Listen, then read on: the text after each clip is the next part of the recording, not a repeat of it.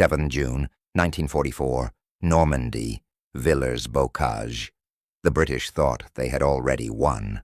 7 days after D-Day, the veterans of the 7th Armoured Division, the desert rats of North Africa, rolled into the French town of Villers-Bocage without firing a single round. No resistance, no German defenders, just empty streets and shuttered buildings. It looked like the cleanest advance they had seen since landing in Normandy. Lieutenant Colonel Arthur Cranley, commanding the lead element, ordered a routine halt. T. Reconnaissance, standard procedure after a fast push. 25 tanks and dozens of support vehicles stretched along Route Nationale 175. A narrow road barely wide enough for 2 vehicles to pass. Engines shut down, crews climbed out, helmets came off. Men smoked, laughed, and leaned against armor, confident they had outrun the enemy. The column sat packed nose to tail, immobile by its own success. 200 meters away, hidden inside a hedgerow, a tiger waited. SS Obersturmführer Michael Wittmann sat motionless inside his tiger WAP, the engine silent, the gun steady. Through his commander's optics, he counted targets one by one.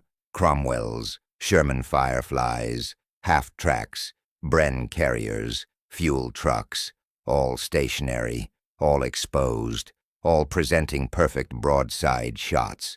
His gunner's voice broke the silence. "That's a full battalion, sir. We should report this." Wittmann did not answer. German doctrine was unambiguous. Reconnaissance units observe and report. They do not engage superior forces. One tiger attacking an entire armored column was not aggressive doctrine. It was suicide. But doctrine assumed a prepared enemy. This was not one. The British column was trapped on a single narrow road. Vehicles could not turn. They could not deploy into formation. They could not even reverse. One disabled tank would block the street entirely. If he struck fast enough, hard enough, their numbers would become irrelevant. They would be caught in a killing zone with nowhere to go. Every rule of armored warfare warned against what he was about to do. Wittmann gave the order anyway. "Driver, full speed. Gunner, engage the lead Cromwell on my command." The Tiger's engine roared to life. What followed over the next 15 minutes would become the most destructive single-tank action in military history. One commander would annihilate an armored column, kill or wound more than 200 men, and collapse a British breakthrough before his own battalion could arrive. British officers would spend decades trying to explain how it happened. German tacticians would study it as proof that audacity could outweigh impossible odds. This is the story of 15 minutes that changed the battle for Normandy. 3 years before Villers-Bocage, Michael Wittmann was nobody remarkable. Born in 1914 in a small Bavarian village, he joined the German army in 1934, serving first as an infantryman before transferring into the emerging armored forces. He was not from a military family. He was not a prodigy. He was simply a farm boy who learned to drive trucks and discovered he had an uncommon instinct for war inside steel. He was a farm boy who learned to drive trucks and discovered that he understood armored warfare instinctively. By 1940, Michael Wittmann had worked his way into command of a Stug. During the campaign in France, he was competent, reliable, calm under pressure, not exceptional, the kind of soldier commanders trusted but rarely noticed. Then came Operation Barbarossa. The Eastern Front changed everything. The vast plains of Ukraine and southern Russia turned tank warfare into long-range duels measured in kilometers, not city blocks. Soviet armored doctrine in 1941 and 1942 relied on massed attacks with limited coordination. German units were often outnumbered 10 to 1, but they fought at distances where Soviet guns struggled to penetrate. It was here that Wittmann revealed an unusual talent. He could judge distance instantly. He could calculate lead on moving armor without hesitation. He placed rounds where they mattered, calmly and consistently. Where other commanders fired corrections, Wittmann fired solutions. First-round hits at 1,500 meters became routine. By early 1943, commanding a Stugwerse, he had destroyed 30 enemy tanks. It was an impressive tally, but not a legendary one. The Stuggy was effective, but limited. No turret, no flexibility. Precision mattered, but opportunity was constrained. That changed when Wittmann transferred to Schwere SS Panzerabteilung 101 and received command of a Tiger IV. Introduced in 1942, the Tiger was the most feared armored vehicle on the battlefield. Early variants weighed over 54 tons, later approaching 60 fully loaded. Its 80mm KWK-36 gun, adapted from an anti-aircraft weapon, could destroy any Allied tank at ranges beyond 2 kilometers. The Tiger's frontal armor rendered most enemy anti-tank weapons ineffective. British 6-pounder shells shattered harmlessly. American 75mm Shermans needed side or rear shots at close range. Even the Soviet 76mm guns of the T-34 were largely useless against its front. But the Tiger was not invincible. It was slow, mechanically fragile, fuel-hungry. Its transmission and engine demanded constant maintenance. Operational range was limited, and it was rare. Just 347 Tigers built during the entire war, compared to tens of thousands of Allied tanks. German doctrine treated Tigers as breakthrough weapons, concentrated in heavy battalions, never meant to fight alone. They were designed to shatter formations with support, infantry, artillery, lighter armor, air cover. Wittmann would ignore that doctrine. In January 1944, Heavy SS Panzer Battalion 101 deployed to the Eastern Front near Zhytomyr. Over the next 4 months, Wittmann's Tiger accounted for 117 Soviet tanks, nearly 1 per day. His method was disciplined and cold. Identify enemy formations early. Engage at maximum range. Maintain distance. Withdraw before being flanked. He did not fight like a brawler. He fought like a marksman. Wittmann treated tank combat like a precision exercise, not a brawl. He fought with patience, not impulse, selecting targets, controlling range, firing only when the shot was certain. Soviet commanders learned to recognize the signs. Captured documents from early 1944 show standing orders. Avoid engaging Tigers frontally. Call for artillery immediately upon contact. Withdraw if infantry support was not available. By May 1944, Michael Wittmann was the highest-scoring tank ace in the German military. He had received the Knight's Cross with oak leaves. He had been promoted to SS Obersturmführer. On the Eastern Front, his reputation was clear and specific. If a Tiger was present, and if Wittmann was commanding it, losses would follow. Then came the order that moved him from feared to legendary. On D-Day, Allied forces landed in Normandy. Within hours, German armored reserves were pulled from the Eastern Front and redirected west. Schwere SS Panzerabteilung 101, including Wittmann's company, received emergency deployment orders to France. Their mission was simple in wording and impossible in scale. Contain the Allied beachhead and prevent a breakout into open country. By June 12th, Wittmann's Tiger Company reached the area around Villers-Bocage, a small market town positioned astride the main road, linking the invasion beaches to Caen. British forces were advancing faster than German commanders had anticipated. The 7th Armoured Division, Veterans of the Desert War had been ordered to push deep toward Caen.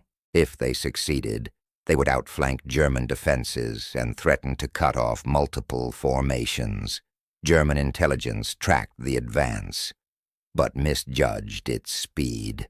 By the morning of June 13th, British armor had reached Villers-Bocage with almost no resistance. It looked like opportunity. If the town could be held and the advance continued, a major breakthrough was possible. But the speed that created that opportunity also created something else. The British advance had outrun its support. There was no infantry screen, no secured flanks, no artillery in position to cover a halt. Just tanks and vehicles pressing forward to exploit momentum. A few kilometers away, Wittmann's battalion received reports of British armor entering the town. Higher command ordered reconnaissance to determine strength and disposition. Wittmann volunteered to conduct it himself. At 8:30 hours, his Tiger moved into position overlooking Route Nationale 175, the main road through Villers-Bocage. What he saw defied doctrine. An entire British armored column, 25 tanks, more than 50 half-tracks and support vehicles, stationary, packed onto a single narrow street. No defensive perimeter, no flank security, no infantry deployed. Crews stood outside their vehicles, relaxed, convinced they had advanced beyond German reach. Wittmann radioed battalion headquarters. Large British formation in Villers-Bocage, no defensive posture, request permission to engage. The reply was immediate. Negative. Observe. Only. Battalion is moving to your position. Wait for support. Wait for support. Wittmann acknowledged the order and then watched. British crews remained outside their vehicles. Men smoked. They talked. No one posted security. No one scanned the hedgerows. 200 meters away, 88 tons of German steel sat invisible to them. Every second mattered. If he waited 20 or 30 minutes for battalion support, the column would deploy. Tanks would spread out. Infantry would screen the flanks. Artillery would range the town. The opportunity would vanish. What he was seeing was not just a target. It was a moment, fragile, temporary, already dissolving. Wittmann made his decision. All crew to combat stations. Driver, prepare to advance. Gunner, target the lead Cromwell. His gunner, Balthasar Wohl, had served with him for over a year. He hesitated. Sir, orders are to wait. Wittmann did not raise his voice. Those orders assume reconnaissance, not this. If we wait, they disperse. We attack, now. The Tiger rolled forward, pushing through the hedgerow and onto Route Nationale 175. For 3 seconds, nothing happened. British soldiers stared at the massive tank emerging from the trees and did not react. Some assumed it was one of theirs. Others hesitated, trying to understand what they were seeing. Then the 88mm gun fired. The lead Cromwell was destroyed instantly. The armor-piercing round struck the turret at point-blank range, passed straight through, and detonated inside. The turret lifted, twisted, and separated from the hull. Fire erupted from every hatch. 4 seconds later, the second round was chambered. The next Cromwell tried to reverse. The 88mm shell tore through the driver's compartment. The tank lurched forward and died, blocking the road completely. The column was now trapped. Panic followed comprehension. Crews ran for hatches. Engines roared to life. Officers shouted orders that could not be executed.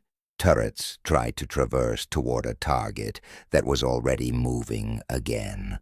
Too slow. Wittmann drove straight down the road, firing on the move. Each shot was deliberate, each impact decisive. A third Cromwell, turret penetration, catastrophic kill. A Sherman Firefly attempted to maneuver. Side armor struck through ammunition storage. Destroyed. Another Cromwell tried to retreat. Engine compartment hit. Immobilized. The British formation collapsed into chaos. Tanks could not turn. They could not deploy. They could not bring coordinated fire to bear. The road was too narrow, the spacing too tight. One burning wreck became two. Two became a wall. Whitman was moving too fast and too close. He reached the town square at the center of Villers-Bocage. Half-tracks and supply vehicles filled the open space. His machine gunner opened fire with the hull-mounted MG-34. Infantry scattered. Vehicles burned where they stood.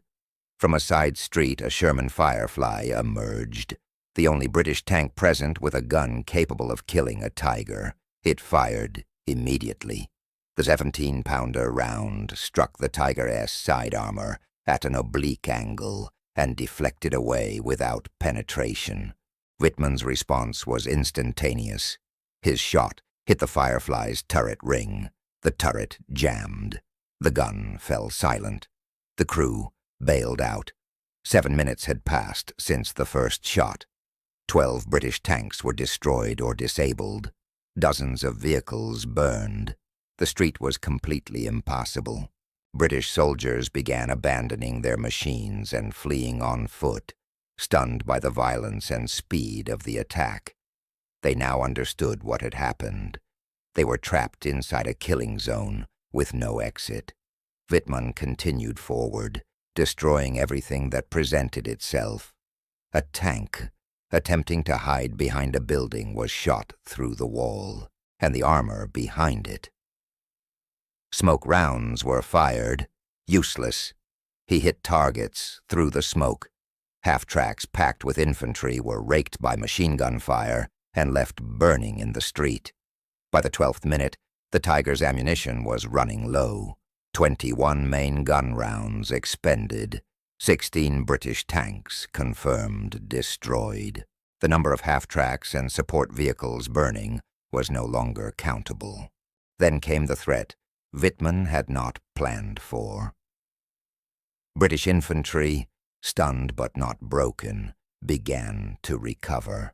Small teams formed inside the buildings around the town square.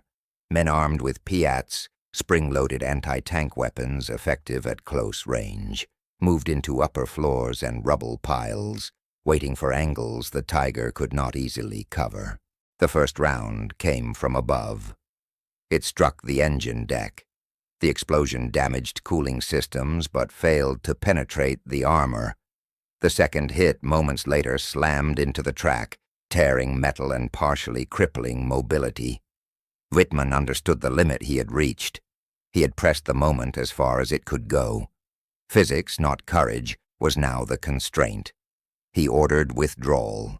The Tiger reversed out of Villers-Bocage, firing as it fell back. 3 more British tanks were destroyed during the retreat. 15 minutes after the first shot, Whitman's tank reached German lines, damaged, still operational. Behind him, Villers-Bocage burned. 25 British armored vehicles were destroyed. Dozens more were damaged or abandoned. More than 200 British soldiers were killed or wounded. An entire armored advance had been halted by a single tank commander acting alone. The British reaction was confusion bordering on panic. Lieutenant Colonel Arthur Cranley radioed urgent requests for artillery, air support, and reinforcements. His reports described an ambush by an entire German heavy tank battalion. Intelligence officers reviewing the engagement initially estimated that 8 to 12 Tigers had attacked in coordination. The alternative, that one tank had done this alone, seemed impossible. German reinforcements arrived within half an hour of Whitman's withdrawal. They found British units in disarray, defensive positions improvised under pressure, momentum gone. What had been a confident drive toward Caen had become a desperate effort to avoid encirclement. Over the following hours, German forces tightened around the town. British commanders ordered a withdrawal. The Desert Rats pulled back from positions they had taken without resistance only hours earlier. The battle that should have been a British breakthrough ended as a German tactical victory. The advance toward Caen stalled. German defensive lines stabilized. The opportunity for a rapid Allied breakout from Normandy closed, for now, all of it traced back to one decision. Every doctrine manual said it should not have worked. The aftermath revealed why it did. Post-battle analysis identified 3 critical British failures. First, the advance had moved without proper reconnaissance. Flanks were unscreened. Enemy presence was assumed away. Second, the entire force had been concentrated on a single, narrow route. Speed was gained at the cost of vulnerability. One disabled vehicle was enough to block everything behind it. Third, the halt inside the town was made without establishing a defensive perimeter. Crews dismounted. Weapons were cold. Readiness was lost. Wittmann recognized all 3 failures instantly. He attacked before any of them could be corrected. His execution matched his judgment. He fought at close range where his gun was decisive, and return fire was confused. He never stopped moving. He struck lead vehicles first to seal the trap, then command and key tanks to multiply chaos, then everything else that could burn. When infantry fire threatened to end the fight, he withdrew. The result was not luck. It was timing. Wittmann used the town itself as a weapon. Buildings and narrow streets shielded his flanks, preventing British tanks from concentrating fire or maneuvering around him.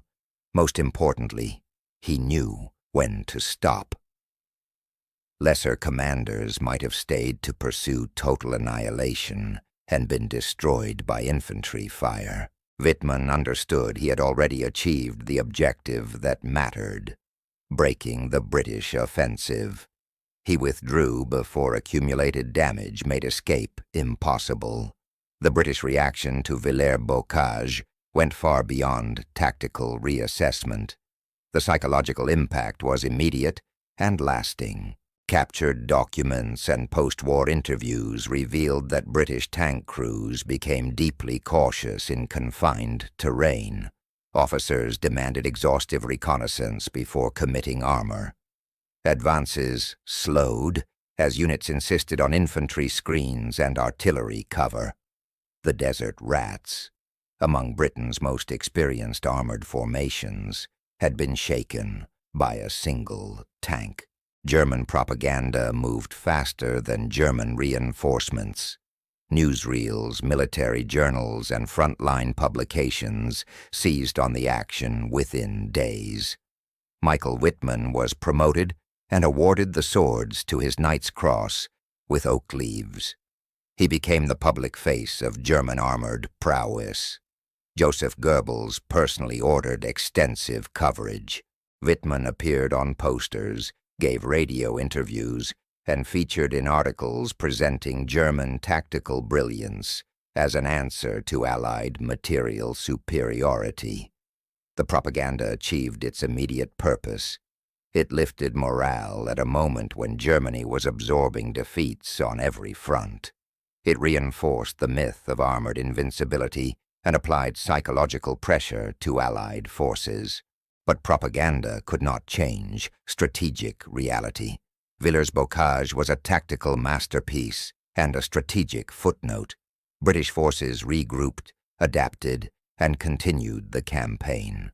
Within weeks, Allied air power, artillery, and industrial capacity overwhelmed German defenses regardless of individual brilliance. Wittmann remained in command through June and July 1944. His tally rose above 135 Allied tanks destroyed. But each engagement became harder. Allied air superiority made daylight movement dangerous. Artillery responses were faster and more accurate. British and American crews learned to avoid terrain where Tigers held advantages. On August 8, 1944, during Operation Tractable, his luck ended. South of Caen, Wittmann's Tiger was engaged by multiple Sherman Fireflies. The exact cause remains disputed: tank fire, anti-tank guns, or aircraft rockets, but the result is not. His tank suffered a catastrophic ammunition detonation. The explosion tore the turret free and hurled it several meters away. Wittmann and his entire crew were killed instantly. He was 30 years old. British units did not immediately realize who they had destroyed. Only later, through identification and unit records, did it become clear that the most famous tank commander in Europe had died in a field outside Caen. Only after personal effects were recovered and unit records compared did British officers realize who had been killed. The crew belonged to Michael Wittmann. The German response was immediate and reverent. The military announced his death with full honors. Newspapers ran long obituaries. Radio broadcasts praised his achievements. He received a posthumous promotion and was formally listed among Germany's greatest military heroes. The Allied response was colder and more analytical. British and American after-action studies acknowledged Wittmann's tactical skill, but emphasized a different conclusion. Individual brilliance, they argued, could not overcome structural reality. One exceptional tank commander could not compensate for collapsing industrial output, chronic fuel shortages, and overwhelming Allied numerical superiority. Both views were accurate in their own way. In the years after the war, Wittmann's story became embedded in professional military education. Armor schools around the world dissected Villers-Bocage as a textbook example of exploiting enemy mistakes. The engagement demonstrated how superior tactics and decisive leadership could produce results far beyond what numbers alone suggested. Since 1950, the battle has appeared in virtually every major armored warfare manual. Military academies use it to teach reconnaissance discipline, column security, and the danger of overconfidence. Tank commanders continue to study Wittmann's decision-making, how he assessed the situation, how he recognized a fleeting opportunity, how he acted decisively despite enormous personal risk. But the case study also teaches restraint. Wittmann destroyed 25 tanks in 15 minutes and delayed a British advance for days. Strategically, it changed nothing. Allied forces continued forward.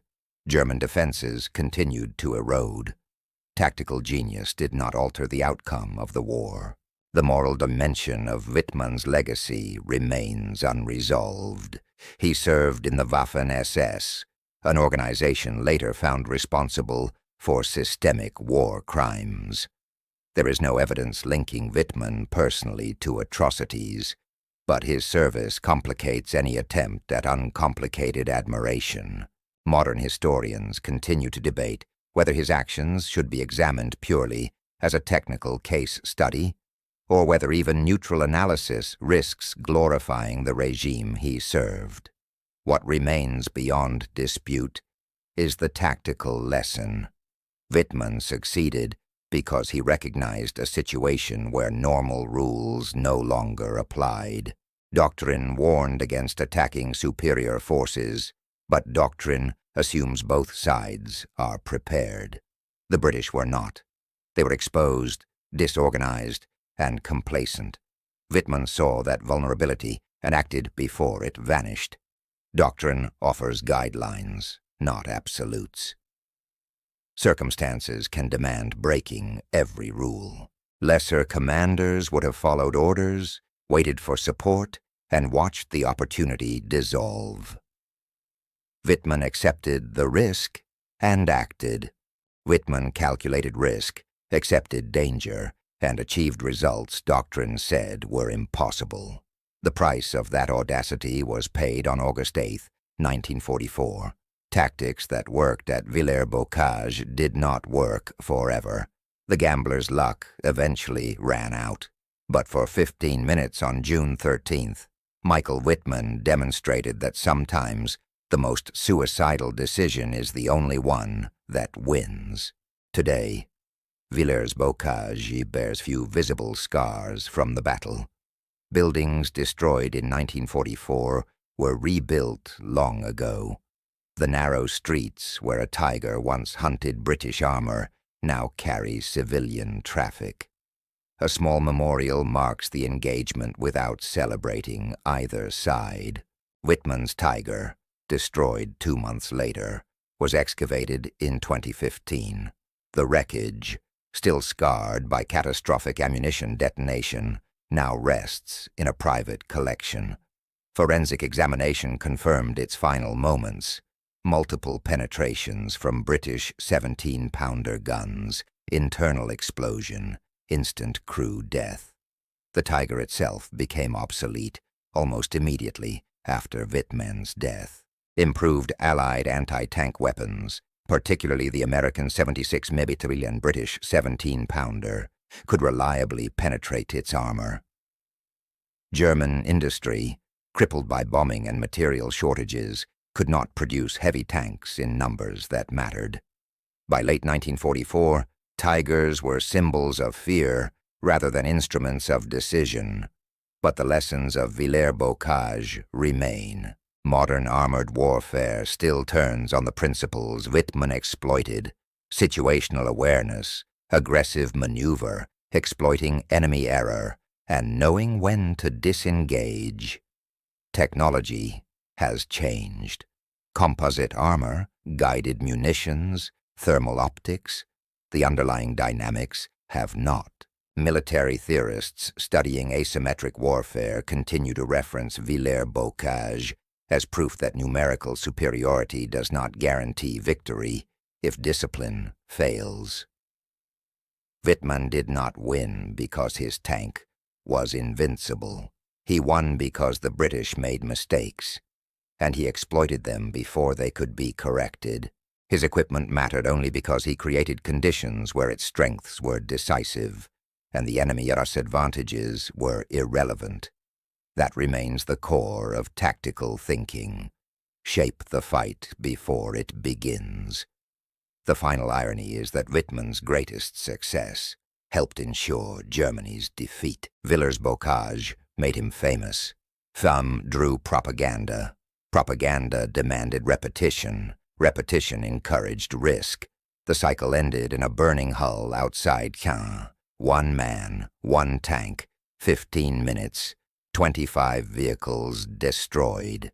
It was the maximum possible impact of individual brilliance in industrial war, and it still was not enough. Villers-Bocage made Michael Wittmann famous.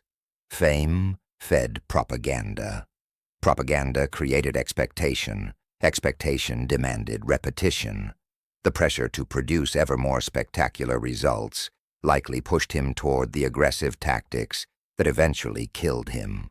Had he remained anonymous, he might have survived the war, but anonymity was impossible after destroying 25 vehicles in 15 minutes. That level of achievement demanded recognition, and recognition demanded continued performance. The cycle continued until it ended in fire. Wittmann, the farm boy from Bavaria who became the most feared tank commander in Europe, proved that individual brilliance still matters in industrial warfare. One person, in the right place, at the right moment, with the right skills, can achieve results that appear impossible. But he also proved the limits of that brilliance. You can win every tactical engagement and still lose the war. You can destroy 25 tanks and leave strategic reality unchanged. You can be the best tank commander of your generation and still die inside a burning hull at 30 years old. The lesson is not that heroics are meaningless. It is that heroics alone are never enough. Whitman's 15 minutes at Villers-Bocage represent the upper limit of individual impact in modern war. 1 tank, 1 crew, 1 irreversible decision, 25 enemy vehicles destroyed, an entire offensive delayed. That is the ceiling. That is as far as one man can push the outcome. And it was still not enough to change what mattered. The British regrouped. The advance resumed. The war continued. Whitman died 2 months later. Germany surrendered 9 months after that. Villers-Bocage became a footnote, spectacular, studied, but secondary in a conflict decided by factories, fuel, and exhaustion, rather than courage. And yet it endures. We still study it. We still analyze the decision. We still teach Villers-Bocage to tank commanders, because sometimes the footnotes matter more than the main text. Sometimes 1 tank destroying 25 in 15 minutes reveals more about warfare than shelves of strategic theory. Sometimes the suicidal charge really is the winning move, at least for a moment. And sometimes an ordinary farm boy from Bavaria achieves immortality in 15 minutes of perfectly timed violence. That is the story of Michael Whitman at Villers-Bocage. 1 tank commander, 1 impossible decision, 1 legendary engagement that proved audacity could triumph over odds that made victory seem absurd. The British thought they had already won. They were wrong.